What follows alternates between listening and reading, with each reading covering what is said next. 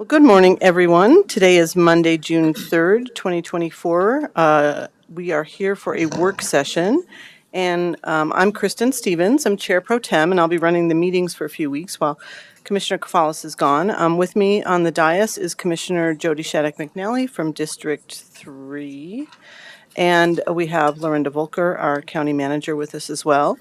And up at the podium, we have Emily Humphrey, who is our Larimer County Community Justice Alternatives Director. She'll be kicking us off. And our discussion item today is general updates and community corrections clients with case management conversations. So welcome, everyone, and we're delighted to have you all here, and we're ready to roll. Wonderful, wonderful. Again, my name is Emily Humphrey. I'm the Director of Community Justice Alternatives. Thank you for this opportunity. We're very excited to chat with you today. Because Commissioner Kafalis is not here, I am going to make a comment that we only have 14 slides today, so make sure he knows that when he gets back. I'm going to start with a little bit of housekeeping. And am I having feedback? Are you having problems with my feedback? I do hear a little, like, kind of whispery, kind of. I can sit down if it's, yeah. If you turn off that blue button, see if that helps.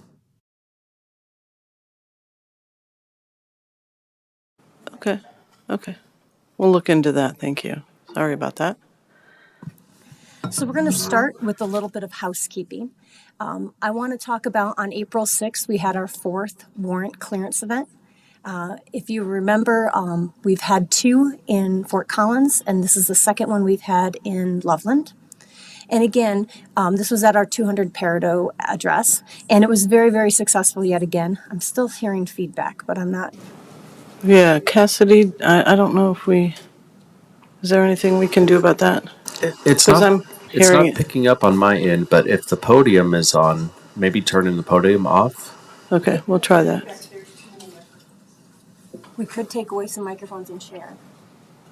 Are any of the other microphones on? No, they're all off. Okay. Stand by. We have to turn that podium off and it's already off. Yeah, we're just hearing a little bit of an echo. Okay, let me turn it down on my end.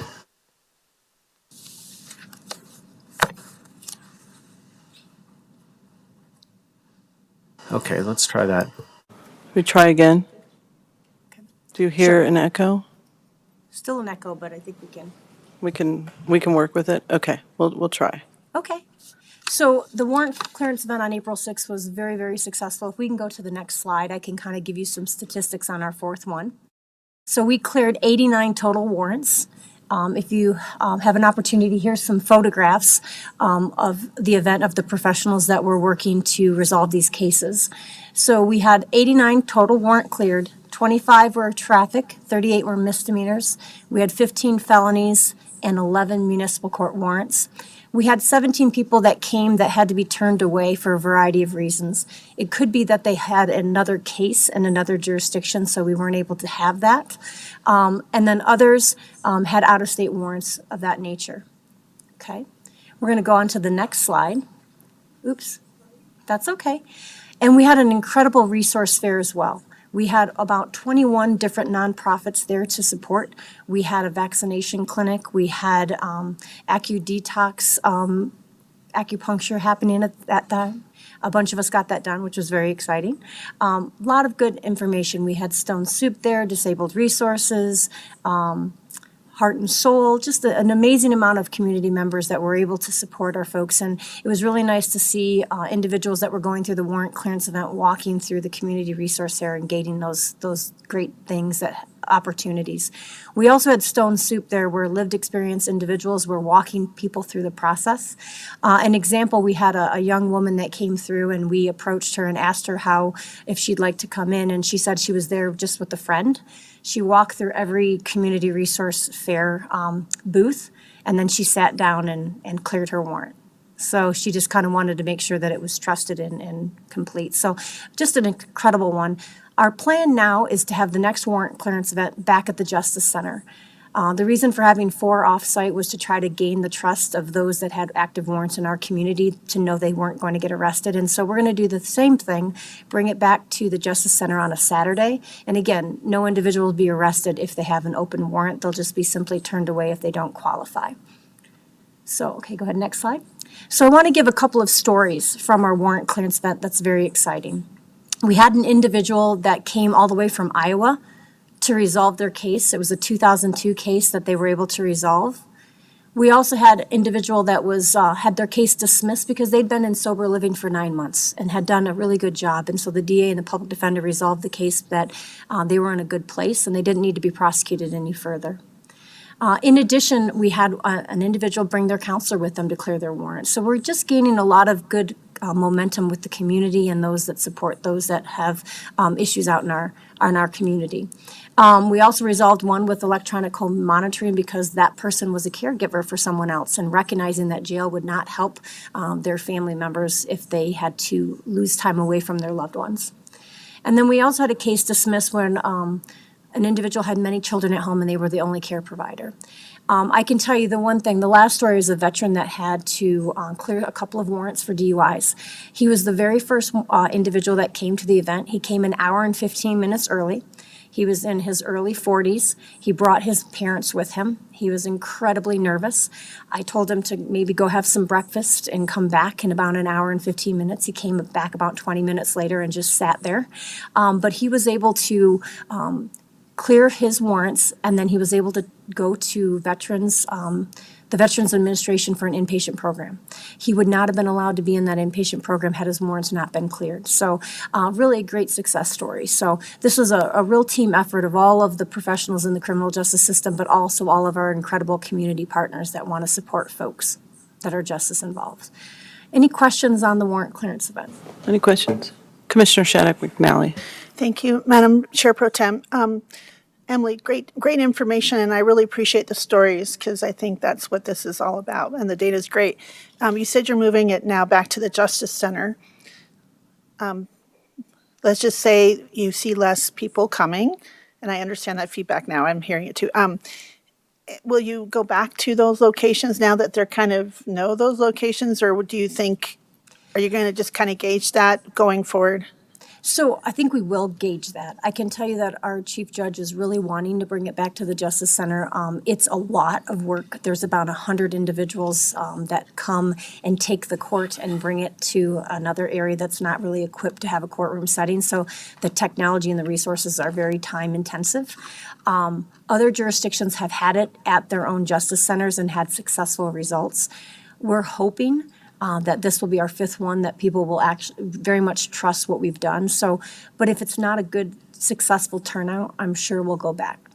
And then the other thing that we did talk about is they are looking for a statewide warrant clearance event. So we've been meeting with Jefferson County, Boulder County, Arapahoe, Pueblo, and I don't know if it was Mesa or not, thinking about could we have one all on the same day and then communicate with one another across the state to see whether we could do individuals that have more than one warrant in other counties.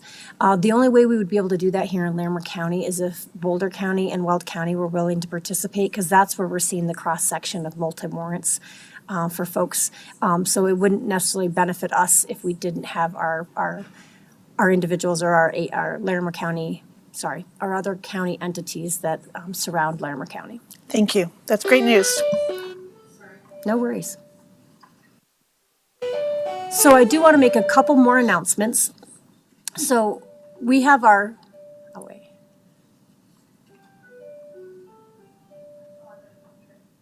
no worries.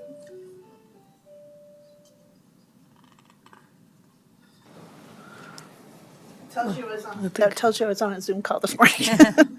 All right, so I think we're ready to keep going.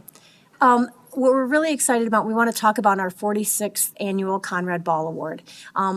Mark your calendars, and I think I've already had your calendars marked, so thank you for that. On September 27th, we are going to have our 46th Conrad Ball, which we're very excited about. What I really wanted to talk about is our next slide and who our keynote speaker is. Right now, Chief Justice Brian Boatwright is coming from the Supreme Court of Colorado to be our keynote speaker. He's a very dynamic speaker. I knew him when he was a prosecutor back in the day and had many different trainings from him. But he's very excited to be a part of this, and we're very excited to have him. So just wanted to give you a heads up ahead of time. And then the last thing that I'm going to talk about before I'm going to talk about the great speakers that we have to my right is the Women in Recovery Step Up Run. about maybe 8 weeks ago, I got an email from the Harmony Foundation up in Estes Park advertising that they had a Women in Recovery 5K run and walk. And we reached out to the founder of that program and that race and said, we would love to have our women that are in treatment participate in this, but the cost would be prohibited for us to be able to join. And he gave every one of them a scholarship. So on Saturday, we had 16 clients and 5 staff do the 5K run and walk for women in recovery. Just outstanding. And the scholarships they create from this, the money they earn from this race is for women who are seeking drug and alcohol addiction and their reentry back into the community if they need resources. All of the pictures, I could have filled this slideshow with all of the pictures from the race, but if you can look at the picture on the far right, lower right, her expression is just pure joy and happiness. And every time I look at that, I kind of get teared up. But they had an absolutely wonderful time. You can see all of the women in the circle picture right there.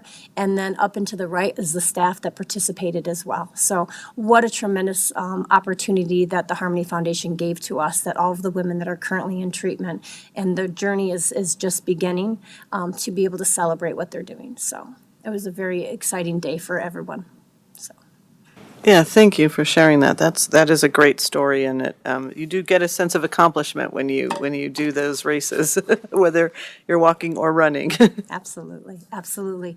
And now I want to get into why we're really here today. We're here today for to celebrate our clients and to celebrate our case management and the incredible work that these folks have put in for their lives moving forward.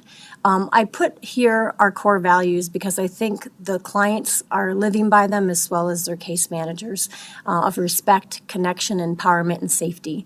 And when you have the opportunity to hear from not only the clients but their case managers and the trials and tribulations they've gone through to get through this program, it's pretty outstanding and very amazing, and we're very, very proud of them. So I'm going to turn to the next slide and talk about who you're going to hear from today. You're going to hear from Lacey, who's far down there on the right, and she has her supports of her case managers, Kylie Morse and Ashley Villanueva. I put down the years at Community Corrections so you can see the dedication that staff has to our program and to the sustainability of that program. You're also going to hear from Mike, who's right next to me, and Carrie Johnson, his case manager, who's been with Community Corrections for over 22 years. And lastly, but not least, you're going to hear from Alex and his case manager, Brett Schaefer. And Brett's been with us for over a decade. So we're very excited to give this opportunity, to give them a voice, to have them share whatever they would like to share about their journey. And if you have any questions for them, I believe they'll be open for that as well. So I'm going to turn it over to Lacey. And before you get started, I just want to say thank you all for being here and for being willing to share your stories. I think that's really powerful for people to hear how people can change their lives and the work that you've done, and we are celebrating that. So, don't be nervous, and we're here to, support you. And so just thank you again for being here to share. Thank you. It sounds like Commissioner I just Shedd. like to echo that. I just wanted to echo that and make sure that we're very excited to have you here today and listen and hear from you. So I just want to make sure we're here to listen and really grateful for your presence today. Thank you. Thank you. Okay. Hello, everyone. My name is Lacey Welch. I am a resident at Larimer County Community Corrections since September of 2023. I have an amazing daughter named Ava May and also a wonderful family that loves and supports me. I fortunately was given the opportunity to start my new adventure at LCCC, beginning with the program STIRT. 21 days filled with a lot of information, but not enough time for my freshly recovering brain. I moved over to residential. Next up was RDDT, where I found myself falling further and further into limbo, lost with so much to do, so much to repair, so much to make up for in my life after 4 years of pure destruction. My to-do list was pages long, and with zero motivation, I began falling down another deep, dark hole. It felt as if everything I did amounted to nothing. I couldn't find a job, depression was setting in, and I was letting down the most important person in my life, me. I lacked the strength I needed, and I continued doing what I do best, just kept digging at that hole. I then relapsed, not a care in the world regarding myself or my program. It was then the hand I needed reached down to pull me out. My caseworker Ashley and my RDDT counselor Chris came to my rescue. Though I thought I didn't need it, the addict in me, of course, refusing any sort of form of help, I was politely pushed in the direction I needed to go in order to succeed. No, I was most certainly not happy about the 90 days, but the time flew as soon as I stopped counting the days and started receiving the information that I was being taught. I started learning coping skills, explanations for my actions, and why an addict simply is an addict. The more I understood, the easier it was for me to realize what I'm fighting for, not only to get my life back and be a mother to my beautiful child, but to gain self-worth. I successfully completed and I'm back on residential side. I have a job I absolutely love. I do individual as well as group counseling. I see my daughter every week. I'm taking care of myself. And lastly, I am almost 8 months sober. Thank you to the staff that never gave up on me at LCCC. Thank you. Thank you, Lacey. Thank you for sharing. Any questions, Commissioner? Or any? Thank you, Lacey, for sharing your story. And I'm really glad to see the beautiful pictures of your daughter. It's a lot to be proud of. And you'd mentioned both of your caseworkers, and I'm just curious, do you have other, now that you're kind of on your road to recovery, do you have some peer-to-peer folks or family members or your caseworkers who's helping you kind of stay on that path that you have worked so hard to be on? I think even though Kylie's like not in my everyday life, I still think that she and Ashley support me very much. I'm really grateful for them. I have my mom, I have my sister. They take care of my daughter while I'm away, and I'm really appreciative of that. So, Well, I wish you all the best. Thank you for I sharing your appreciate story. that. So how much longer do you have so you're in at the facility, how much longer is your program, that your treatment and things that you have to go through? So I was sentenced to 2.5 years, but my expected non-res date is September 30th. Oh, so that's coming up. That's great. Well, your daughter's beautiful. Thank you for sharing the pictures of her. I bet you can't wait to get home to her, and glad that mom and she's in good hands. Thank you very much. And Ashley and Kylie, if you want to say a few words, and what we'll probably do is go through everyone and then maybe ask a bunch of questions. Sure, at the that end sounds as great. well. Let's do that. So Ashley and Kylie, would you like to talk a little bit about Lacey? So, my name's Ashley Villanueva, and I've had the privilege to work with Lacey since October of last year. She did really good at mentioning her own struggles and some struggles as an RDD team. Oh, let me take it back. So, I specialize with the residential dual diagnosis treatment program for the woman, and Lacey came to me right after STIRT. She was screened and evaluated for our residential dual diagnosis program. And at the time, it felt like it was a need that she needed. But like she mentioned herself, she was falling short and didn't know what skills to apply to her life. Something that we saw her struggling with was advocating for herself when it came to her mental health, when it came to her impulse control as well. She was reaching out, but she was reacting with the only coping skill that she knew she had, which was using at the time. And then until we all came together and we realized what Lacey's needs were, that's when we made the choice to reevaluate her assessments and take her up to the IRT program. And like Lacey said, she was very resistant at first. But I think now looking back at it, I hope and I know that she knows it was the best choice that we made for her program. And yeah, and then I'm going to pass it over to Kylie, who was her IRT case manager. So like they said, my name is Kylie. I am the IRT case manager, so intensive residential treatment. My clients are in a 90-day substance use treatment program. It's pretty intense. They do about 42 hours a week of group therapy alongside individual therapy. Lacey definitely struggled, like she said, did not want to be an IRT when she first started, but even after about the first 2 weeks, Lacey really started to engage in her programming, put 110% into her program, and really became a leader in the group. Her attitude changed completely. She really identified a lot of her struggles, a lot of her trauma that kind of led up to her substance use and why she was having all of these relapses at the beginning of her program here at LCCC. But I'm really proud of all all the growth that I saw in just 90 days, and I'm really excited to see where she goes next. And I really love supporting her. She's an amazing client. So. Thank you. All right, looks So like, Lacey, I have a question for you.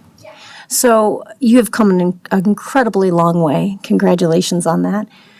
What advice would you give to yourself as you first entered this program with the insight that you have now? Patience is a virtue.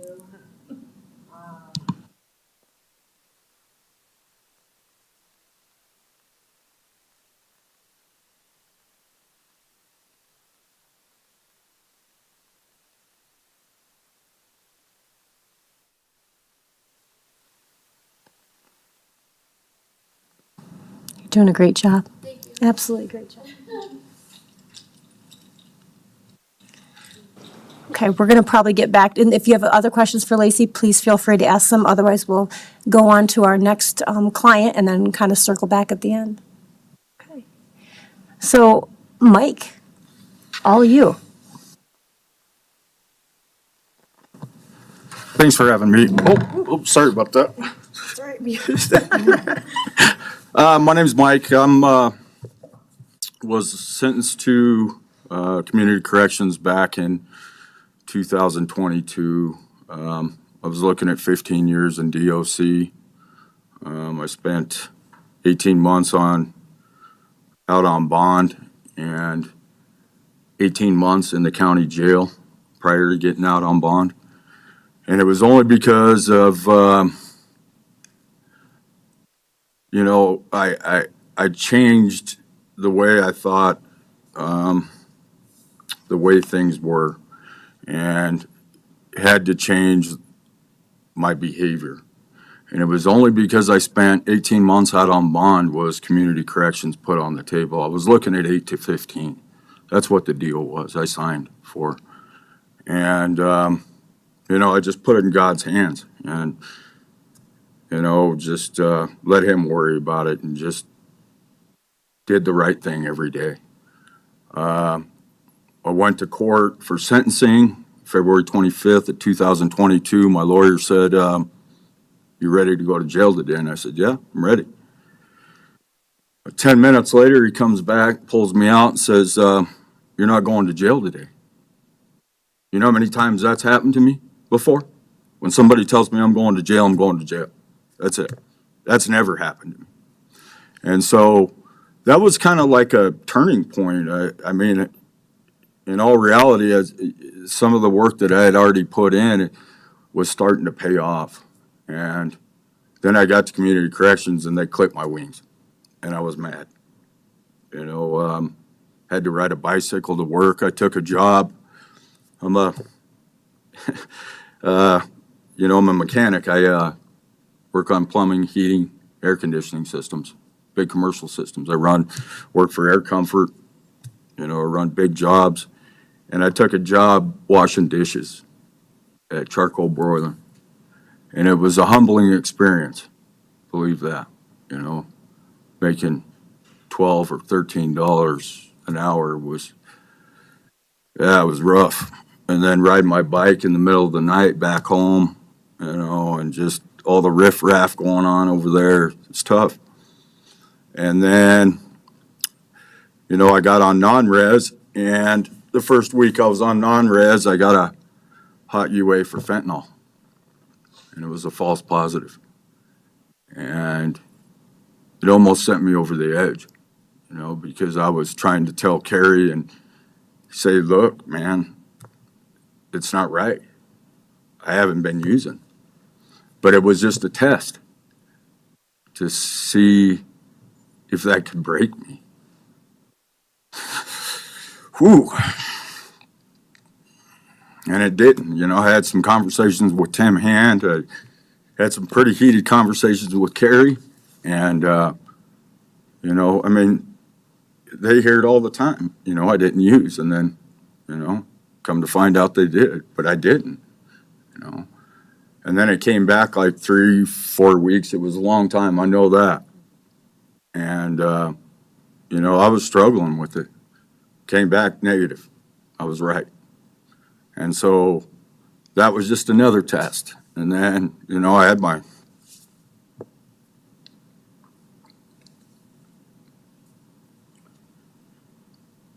mom pass away.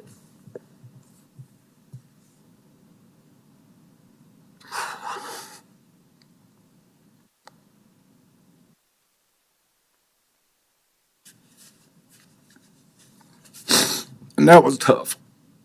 My mom's always been there for me. You know, even in my addiction at 35 years, I've been, you know, dealing with this and in and out of prison, this, that, and the other. My mom just always believed in me. And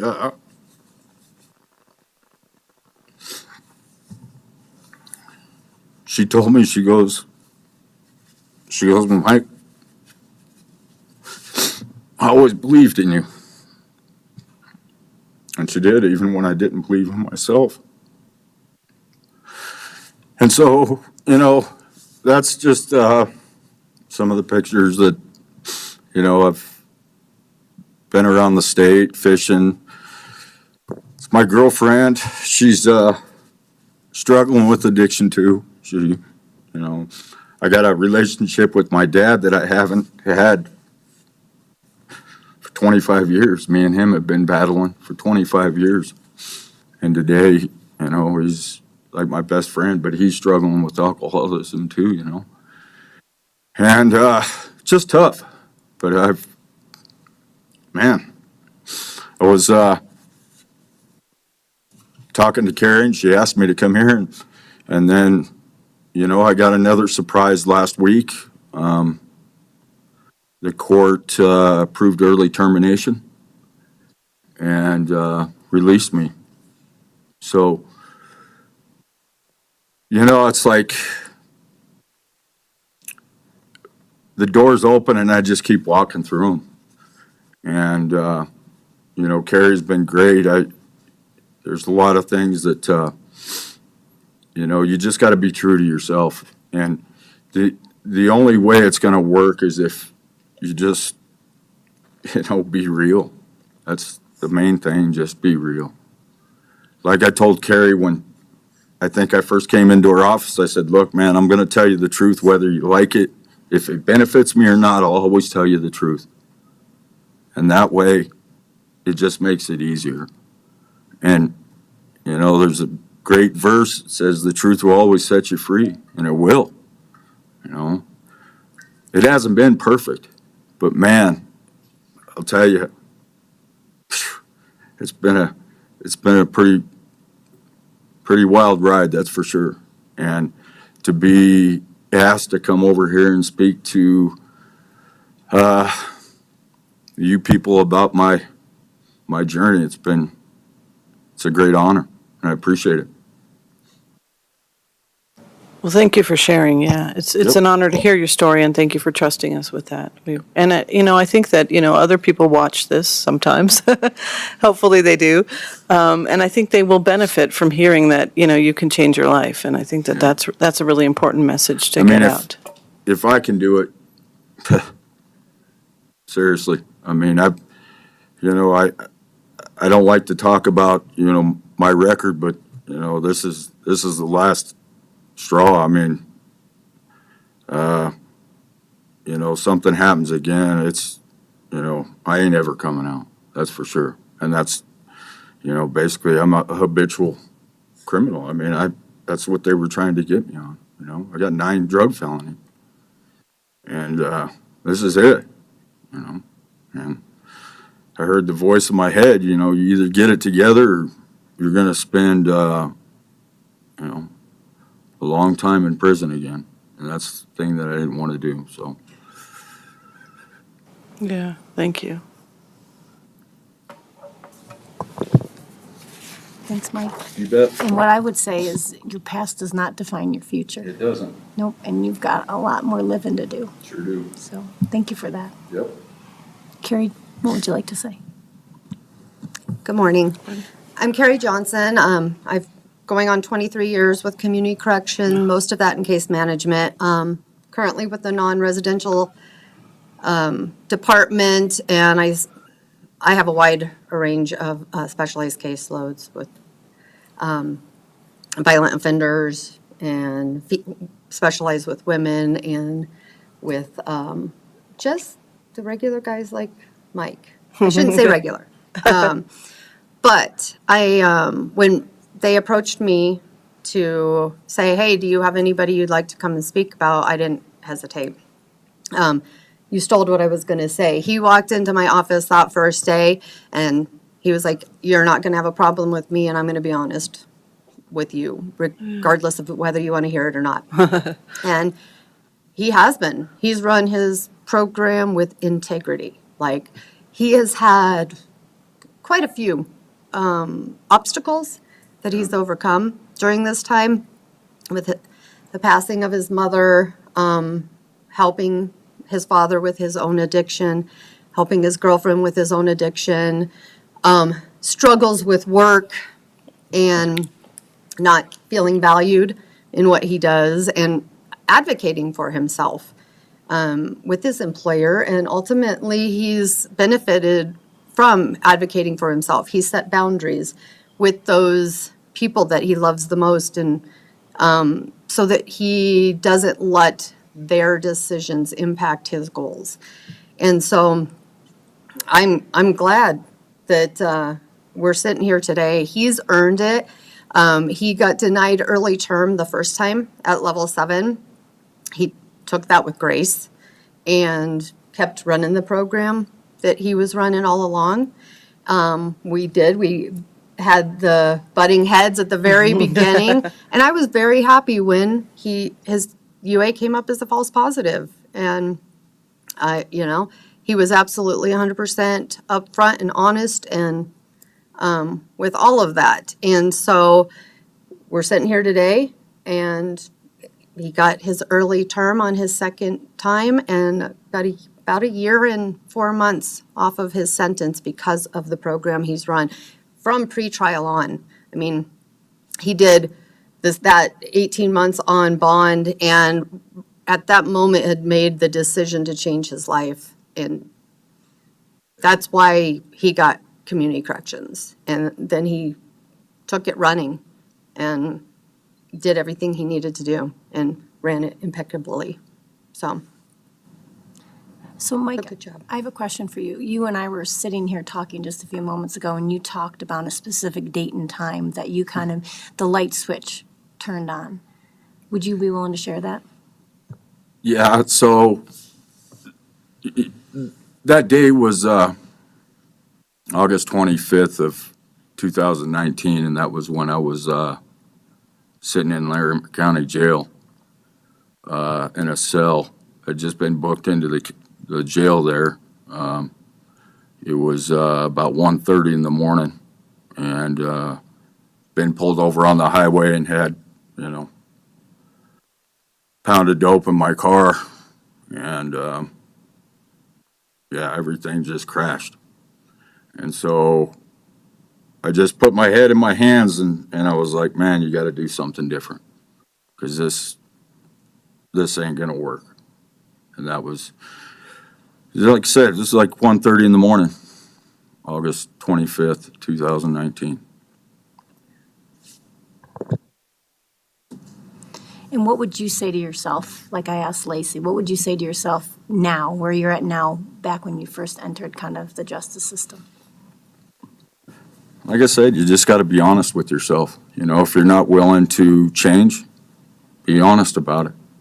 Don't, blow smoke up people's butt, Seriously. I mean, quit, just stop lying about it. Just be honest. If you're honest about everything that you're willing to do or not do, it's easier to deal with, I think. Because, all the lies and deception, I think everybody's just had enough of it. At least I have. So, just be truthful. Well, thank you. Thank you for sharing that. That's a remarkable story, and I'm sorry that you lost your mom. That's tough. Well, But I guarantee you, she still wants you to do a really good job with your life.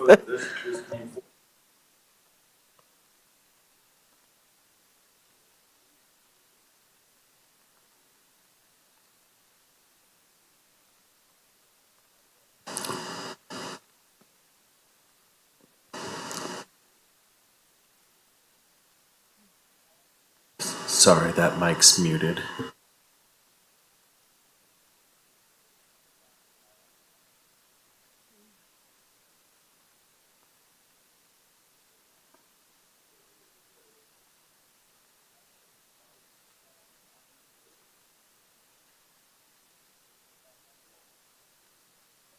Absolutely. Yep. You've done good work and you can continue to do that. And mom's there, she's just. Well, thank you. Thank you, Mike. Appreciate that. Should we move to Alex now? Sure, Alex. Hello, my name's Alex Herrera.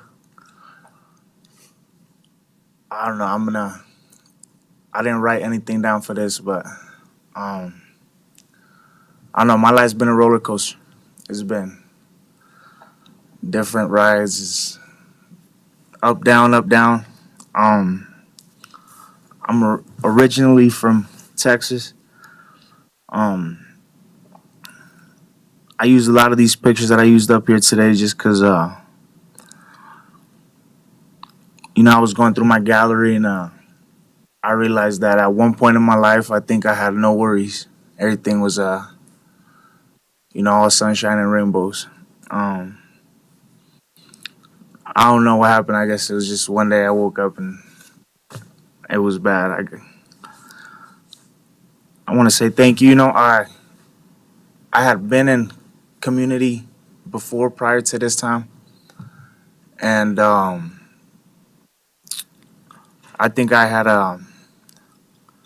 didn't have good intentions of it. I felt like my mindset was, oh, I beat jail, I'll be okay. I've been in and out of jail, but I wasn't being truthful to anybody, not even myself. So this time around, um, I don't know. My mom always told me it always has to be something big for people to change, and I ended up getting sentenced, and I went to DOC the last time. I got a regress from the halfway. I picked up another charge. I ended up staying in county for like 2 months, and then the other 10 months I did in prison. Um, it was bad. Um, they say it's not like the movies. It is like the movies. Um, there's just I think being in there showed me and taught me. You got to be patient in life. You wait for the phone in there. You wait for the shower. You wait for your meal. You wait for your medications. You're patient. You can't. You throw a fit and you end up somewhere where you're gonna take longer for them to give you your needs or whatnot. So this time out, I think they accepted me into community, and I didn't know how to approach the opportunity. I was a little bit. I was happy, but I was shook a little bit just for the fact that I knew that I had to put in more work than what I had already put in. Um, I came out and I started like this plan. I just like Mike went in. The first time I saw Brett, it was like, hey, I'm gonna be honest, and I know it's gonna take me a long way. I ended up getting with the Abundance Foundation. My coach is actually in the back. His name's Luke. That's not court mandatory, but I did not want to go back to the same old things that I was doing. Um, I've been 19 months sober. I was sober before I went into the halfway house the first time. Um, it's just been a ride. The difference between being here is like I came here thinking that it would be similar to where I grew up at, and it was just too different. You know, it was not just the weather, but just in general everything. You know, you got no familiar faces. You know, and I was a good kid at school, but it's just mom in and out. You know, dad never around. Whatnot. I don't think that impacted me as much just because my mom was my mom and my dad, but you know, I look at these pictures now, you know, and I got two brothers. I had three. I got two brothers now. I look at my nephews, and to them, I'm the coolest uncle ever, right? Like, whatever their mom say, it's just like, don't worry about what your mom gotta say. Let's go. You know, you're coming with me. It's fine. I get a call 2 hours later. Hey, where's my son? Oh, you know, we're at Top Golf or something. So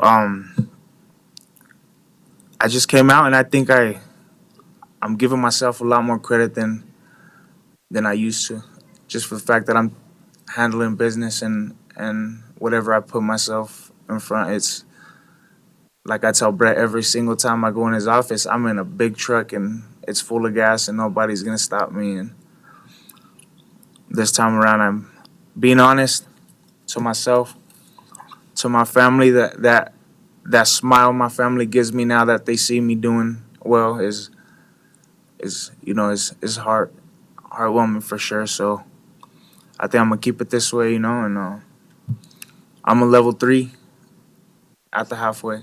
I got this level and another level, and I should be out of there. I'll be on parole, but I don't think it's gonna be much of an issue. I don't look at it as, oh, I'm gonna be on parole, and you know, I'm actually kind of glad I'll be on parole, just so I can see what it's like to get out of there and continue to do good for myself. So, but yeah, that's about it. Thank you for letting me, or thank you guys for having me up here. Thank you, Alex. Yeah, thanks for telling your story. You did a great job for not writing it down, I think. Yeah, that's great. Brett, did you want to share some? Yeah, I'm Brett Schaffer with Larimer County Community Corrections. I have the domestic violence caseload specialized. And I would just like to highlight how much work Alex has put in since I've had him. I mean, like he said, he was with us before and he was regressed for new charges. And since he's been back, I mean, he's been one of my most engaged clients with both his treatment groups and with his community support peer work with the Abundance Foundation. He's really a shining example on my caseload of, you know, the contrast of what you were to what you can be. And I'm just really happy to have him. Great, thank you. So, I don't know, Luke, do you want to say anything? Or you don't have to? Yeah, I would love to. Come on over. We'll have you come up to the microphone then, or one of the microphones. Spot right here. Thanks, Luke. And yeah, because I don't think we know about the Abundance Foundation, so we would love to hear about that. Actually, I do. I was going to ask some questions about it, but go ahead. So, I, very similarly to Brett, Alex is one of the most high-performing people on my caseload as well. I'm a peer recovery coach, so I work with a lot of DOC clients in the work release centers and halfway house, as well as people inside of our sober living houses. And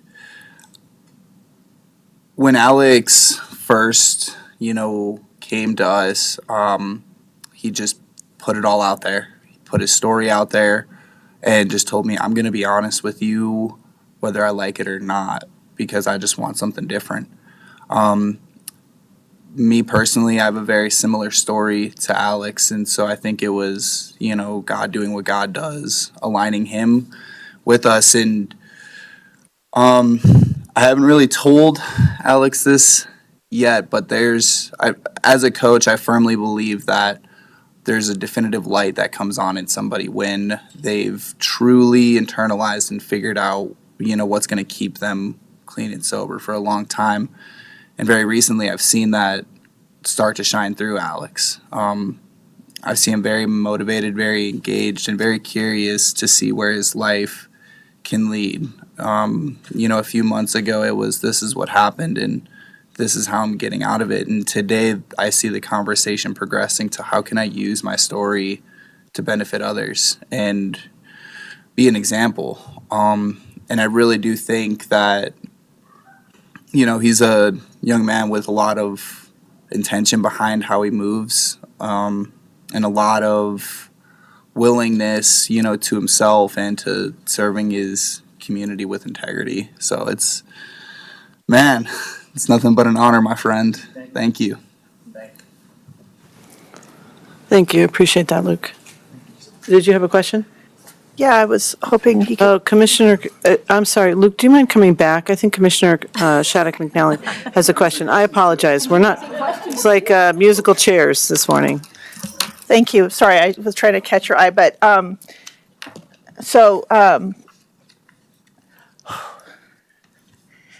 this is hard for me. So first, thank you all for being here today.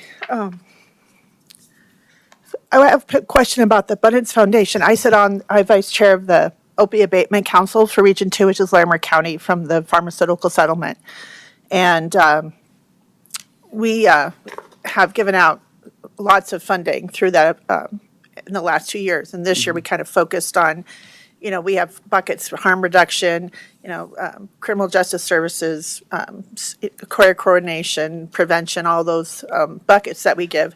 And so we focused on housing a little bit this year and also kind of supporting the grantees who did such a great job last year. And so first, my question's for you, and then I'll talk to Alex. Abundance Foundation came and talked to us, and we learned all about the work that you're doing, and we gave a fairly large grant to increase your vouchers for folks to pay for, to be able to stay, and to increase your ability to have more spots. And I'm very happy that we're supporting maybe a whole another house for women, which I'm very thrilled that we kind of focused on that, and that I'm really thrilled with that. And then also the social connection piece of that. And so I'm curious, and so I want to ask you, both of you and Alex, thank you for your service. I'm not sure how long you served, but thank you this is you in the picture? Oh, no, that's my nephew. Oh, that's your nephew, okay. Well, tell your nephew thank you for his service. Can you tell me how important this is for the housing? I heard this from Alex as well. After that, to have that long-term housing and that peer-to-peer mentoring, I'd like to hear from both of you about this, since we just gave this grant out. I was just looking for when we signed it. Looks like we signed it just about a month ago, or a little bit less than a month ago. So could you tell me about how this is important for folks to have that place and that peer-to-peer after they've come out of these wonderful programs to help get folks on the right track, and how this is important for maybe to have more of these opportunities for folks to have this place who supports their pathway and their recovery. Thank you.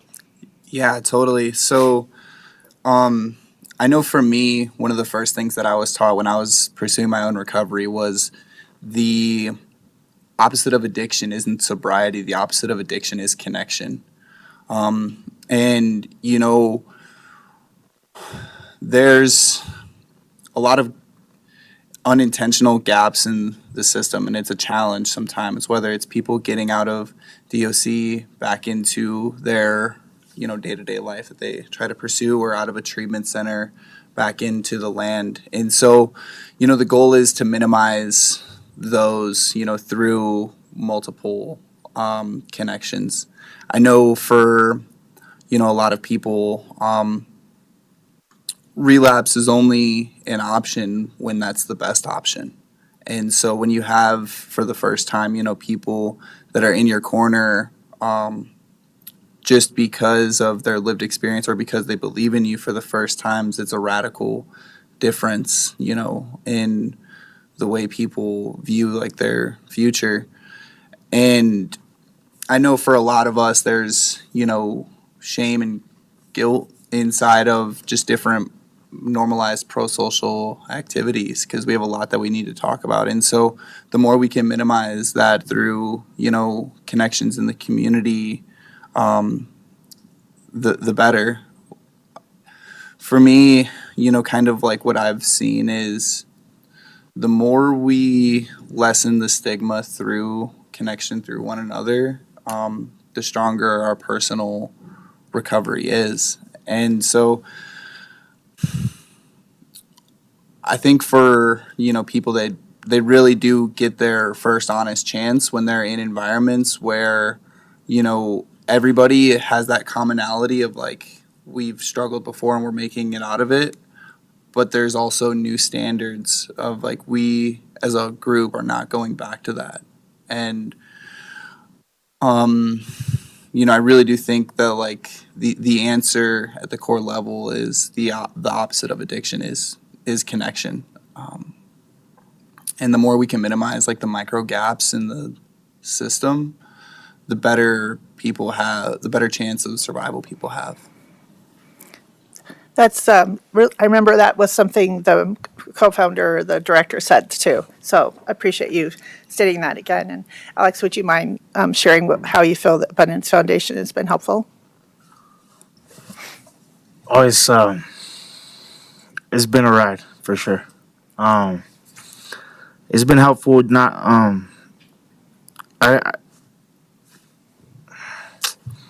I guess I could explain it as in it's been my like go-to, like where I run to when something's going on. Obviously, like I've told people before, I feel like when things start to get tough and the only way is to go use or stuff like that.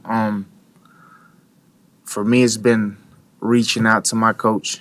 We'll go get something to eat. We'll go to the gym. I'm usually trying to stay busy.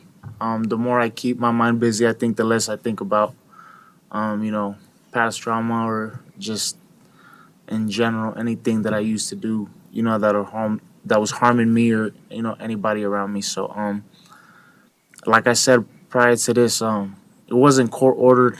I think one of my friends told me about it, and she got me in contact with another coach, and then it was a go from there. It was just I see myself being there after I'm out of the halfway house. I see myself continuing my relationship not only with my coach but with the people around there. It just feels good being around people that have struggled with challenges and are there, just like Mike said. They're truthful to themselves, and I think the number one thing I've learned about this is acceptance.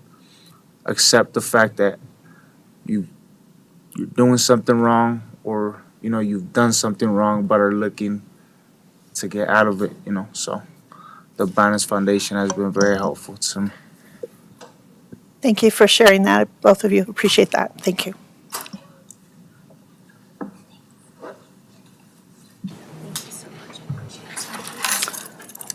Thank you. So I have questions, but I'm assuming you all have questions too. Yeah, Commissioner Shattuck McCallum, do you have some more questions for the?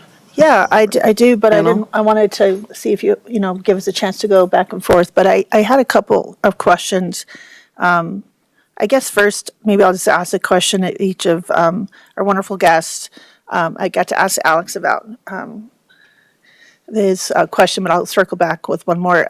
So wanted to go back to Mike. I see a lot of pictures of you being outdoors and being connection to nature. Was your mom? I mean, I'm sorry for the loss of your mom, and I'm curious about, what do you see as your connection, to this program, and then also being able to be outside. It looks like you like to be outside. Is that going to be a thing for you to look forward to connecting and being out those outdoor activities you love to do? Yeah, that's like my safe spot is just being in the mountains and fishing, hiking, camping, whatever. It's just You know, I grew up around that, and it's just, it was always a happy time. It was always something that I always looked forward to. So,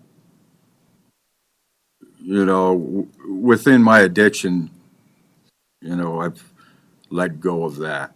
And so just being able to connect, you know, with that part of my life that I so much enjoyed growing up. I grew up in the mountains of South Park, Fairplay. And yeah, it's just, it brings me great joy being, you know, in the mountains and being in nature, so. That's wonderful. And then back to Lacey. And I know you're looking forward to the fall. And I'm curious for you, learning all these areas and knowing how it took a while to believe in yourself. And I hope that you really have that in, sounds like from your folks, and we believe that too, believe in you, that you can keep on this wonderful path you're on. What do you think would be the besides your case managers and maybe these peer things, what are you looking for that you have inside yourself that will help you kind of keep on this trajectory that you're going? That's a good question. I know that like I've been like focusing a lot on my impulse control, and just recently I had to set up a boundary, and I'm really, really proud of myself because I'm actually like enforcing that boundary. And that's like for once in my life I'm actually doing so.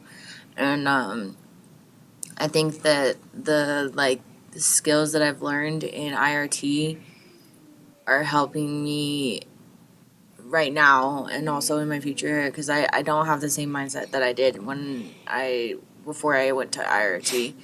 And I don't know, does that answer your question? Yeah. Yeah, okay, good. Sorry. And Commissioner, Mayor Pro Tem, Madam Mayor Pro Tem, it's going to take a while to get that mouth out. From anyone at the table, we have public listening in, and of course, you know, I know with the Opioid Abatement Council and Behavioral Health, Training the Policy Council, Behavioral Health Services Poly Council, I know a lot about some of these programs. And Emily and all of you on staff do such a wonderful job. And this is a very unique and successful program in the state of Colorado. I think this is the track record and the outcomes are unmatched throughout the whole state. And I know you believe that, but I believe that. I boast about it all the time. So what would be one thing from anyone who's in this program or any of the staff, and you all, multiple you can answer, but what was one thing you wish folks, decision makers or members of the public knew or understood about this, and how it is really impactful in a pathway of hope? What would you like anyone to walk away, or one thing you would think would be really powerful for people to understand how important this is? Thank you. That's a really good question. I can tell you, since I've been working here for 4 years and my time in the criminal justice system, I had a perception of what community corrections was. And then I started working for community corrections, and I knew it was a good program. But once I started, wow. And what I learned is all of the folks at this table are just incredible individuals, and they deserve opportunities, and they deserve chances and second chances. And sometimes it doesn't always work the first time, and you shouldn't give up. And what I've learned is oftentimes folks will come into community corrections that have lived experience and trauma, and they need to work through that, and it's very, very hard. And I think with exceptional case managers and staff, they can help folks get through that. But I think when the light turns on for each individual while they're in the program, it's just so powerful. And I wish the community could see day in and day out the hard work that each of them have put in. Mike and Alex and Lacey have worked really, really hard, and they deserve the best moving forward. And I think sometimes the public doesn't appreciate that. And so that's what I've learned, I think, in this role. And what I would want the public to know is the wonderful things that is happening in those walls. And Alex and I were actually talking right before this started about what does halfway house mean, and he said, well, most people view it as either halfway to community or halfway to prison. And I said, I don't like to look at it that way. I tell people that we work in reintegration into society. That's our focus.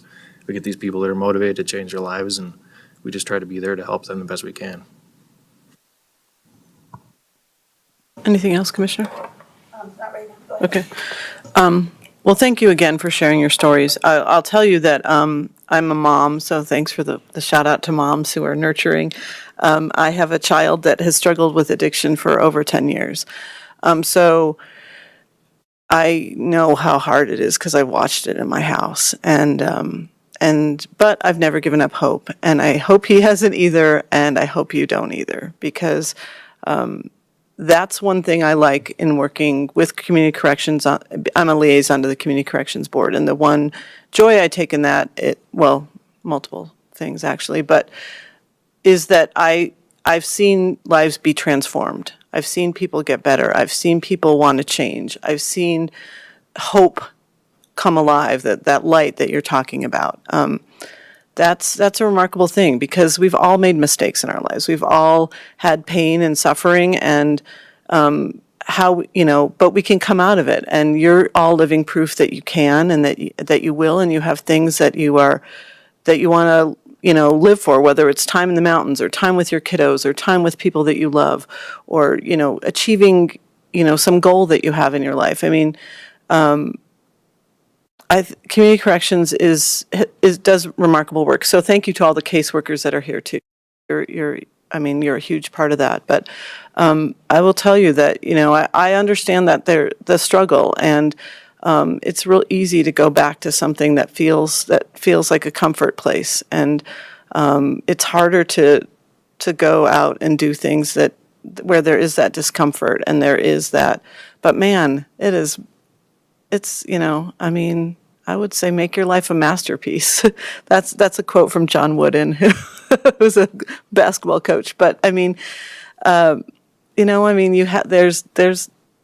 good stuff out there, and I want you all to experience that. And so the hope I have for my own son is the hope that I have for all of you, is that that you can get better, and that you'll go out and do remarkable things in our community. And we need you. We need you to be good. We need everybody. All the work that we have to do in our community is a team effort. And so I just thank you. So I guess, sorry for that soliloquy, but I'll go on to a question, which is, what do you think you learned from your treatment that's the most valuable thing? Do you, what is there one thing that you can point to that felt like, yeah, this resonates, this is going to help me, this is going to, because there will be tough times, and there's times in life that just suck, honestly. And whether that's, some kind of bureaucratic thing with the government, or paying taxes, or whatever it is, or something that happens at job or with a loved one, how do you, what did you learn from your treatment that will help you sort of cope with a situation that's not great?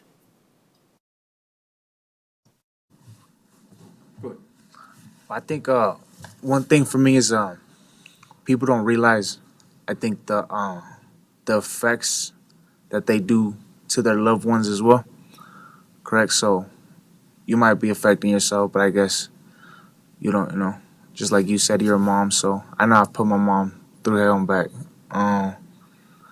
So one thing I've learned is, be careful what, the things you do that you think it'll only affect you. Because, like, I put my brothers and my nephews in and I know they, some of them look up to me. And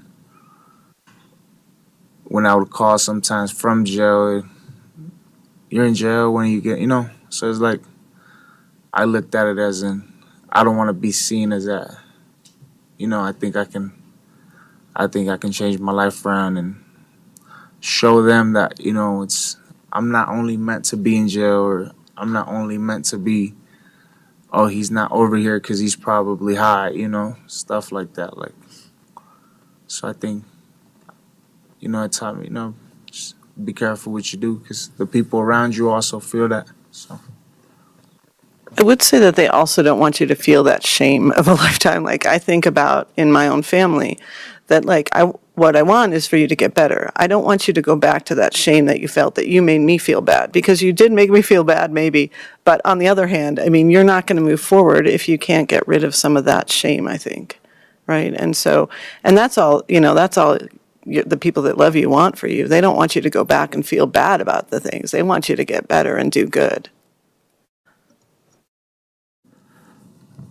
My own personal adventure is that I've put drugs and alcohol in my body because I didn't want to feel anything. I didn't really understand that the feelings that I had inside me didn't need to be suppressed. They needed to be let go of. And the thing about it is just have integrity. And the definition of integrity is doing the right thing when nobody's looking. And same thing with insanity. It's doing the same thing and expecting something different. It doesn't make sense. My success is the community's success too. And so, like I said before, it starts with you. It doesn't. It starts with you, and then it goes out to the counselors and everybody else, because they can only do so much. But it actually starts with the individual, and you have to, be honest. You got to come to terms with what's going on inside your head. That's for sure. And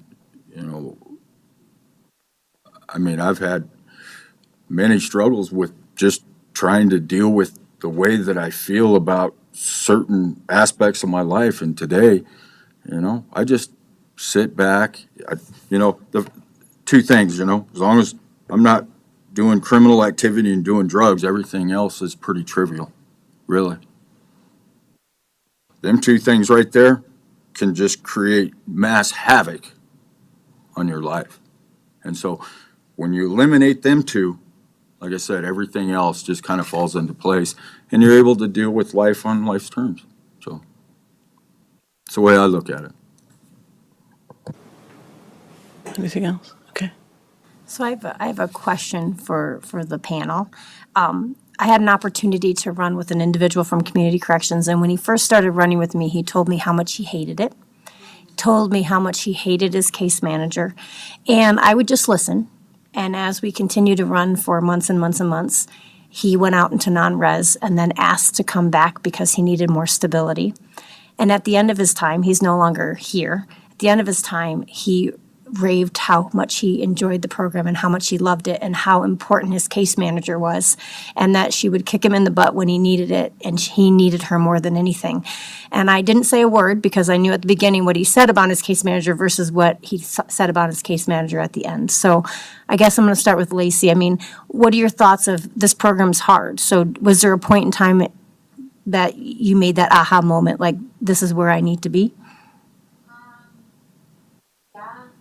I think the aha moment was like finally coming back to residential side and like getting a job and like having the stability that I've been looking for so long. Like my meds are on point. I have a job. I'm doing all of my meetings. I'm on time.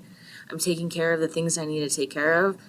And like it's weird. It's weird, but like I'm so proud of myself that I'm like at this point now, and I don't want it to like, I don't want to disturb it or ruin it by something like doing drugs again, or I don't know, like I don't want to tarnish what I've created. So. How about you, Alex? I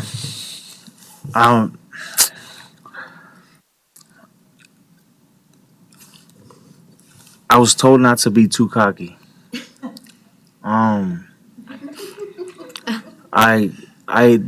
There's a strong, I got,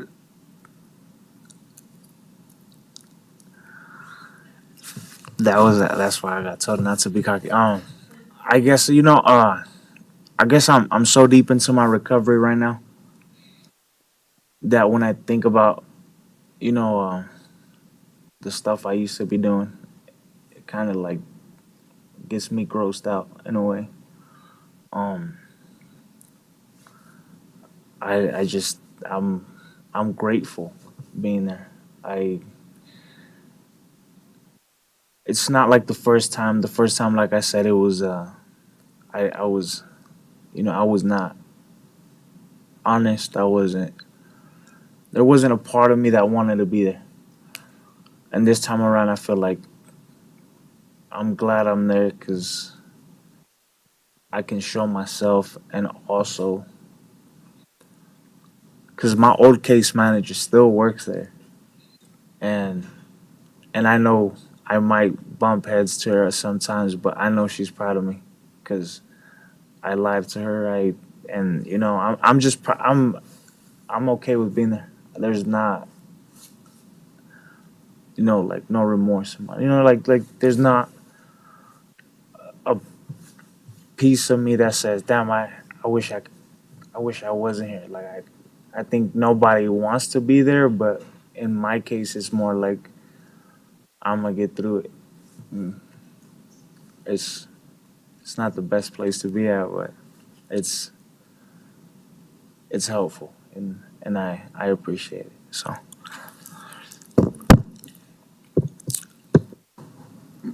I think that you just have to humble yourself. You have an alternative to either be in community corrections or go to prison. I mean, it's pretty simple.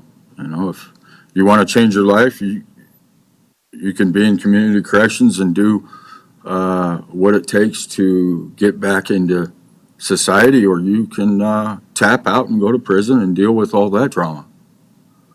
So I think, just being able to, be honest and have a little bit of humility. So, I've learned some things too. My grandpa told me a long time ago, you can learn something from stupid. You know what I mean? I mean, really, if you just look around, you can learn if you want to. So. And I don't know if our county manager, if you have any questions? I don't have any questions. I'm just incredibly impressed with the work you've done and the bravery to come talk about it with us today. The caseworkers, thank you for being there, for caring, for doing the work, coming back every day and believing in people and helping them to believe in themselves. You don't need me to say this, but boy, just sitting here, there's a sense of pride in all of you. And I don't know you, I've never met you before, but I can see the work you've done. I can see the work you're doing, and will keep doing and give back to your families and community. So thank you for coming. Thank you for sharing with us, and it's very powerful. Thank you, Lauren. Commissioner Shattuck McNally. Thank you.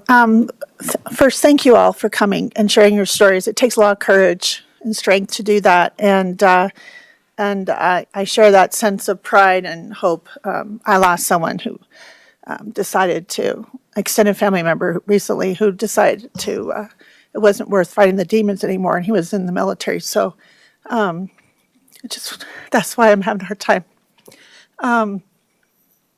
So stay connected. Fight for that connection. And thank you to the caseworkers for believing in people. And know that your family loves you and that they're proud of you no matter what. And thanks for being here today. Thank you all. Yeah, thanks again for sharing your stories. I think, it's going to make a difference for people to hear these stories and know that there's hope and that they can change their lives. And I think that that's what's remarkable about your stories and that you keep trying. I mean, like, not every day is a success, right? I mean, then you get back on and maybe you don't, get along with your caseworker that day, or maybe you have, some kind of impediment, but you just keep moving forward. And so that's great. And I really appreciate you all being here. And for the caseworkers, I know you do hard work, and I know that you do it because, 23 years, goodness, that's a lot of you. But I know you do it because you because you love the work and you know that you're changing lives too. And so we're really grateful for you. And thanks for your leadership, Emily. And And I would Alexis mention- is in the back too.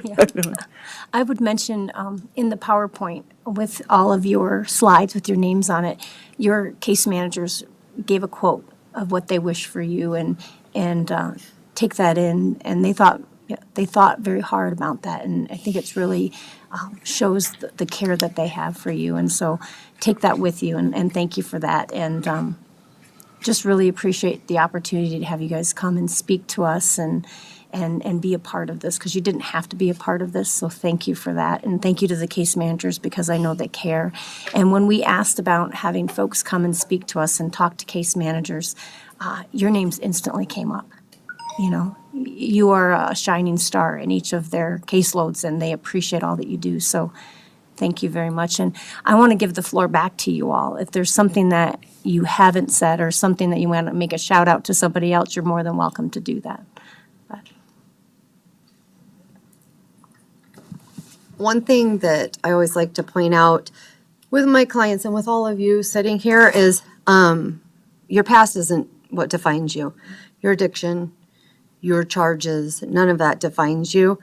You get to write your story now, and that defines you, your future choices.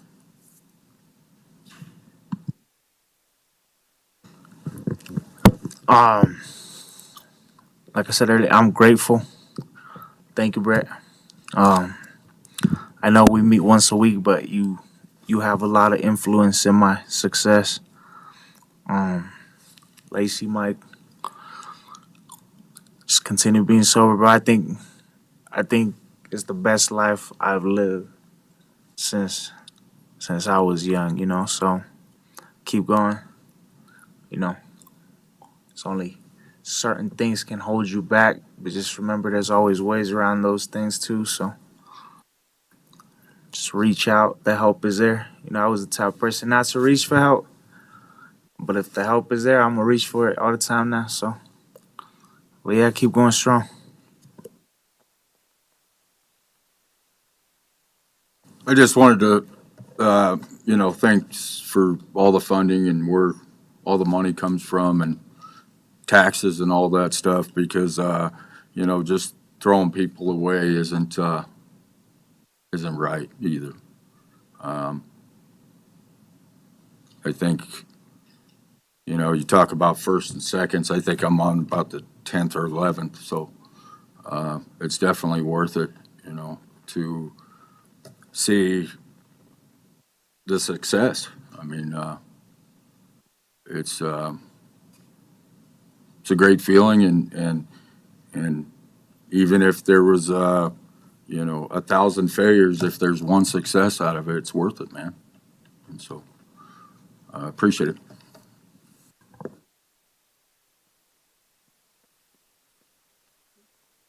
Well, it looks like we're good.